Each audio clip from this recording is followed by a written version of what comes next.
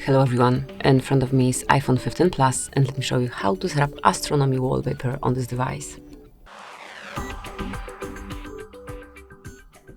At first open the settings, then go to wallpaper and click on add new wallpaper. Now scroll just a bit and now you can apply live weather and astronomical conditions for your current location. So these are actually all of those options here. You can click and then see different layouts over here. So you can have detail, moon detail, Mars, Jupiter, Saturn, Uranus, Neptune, solar system, and let me apply solar system. Click on add.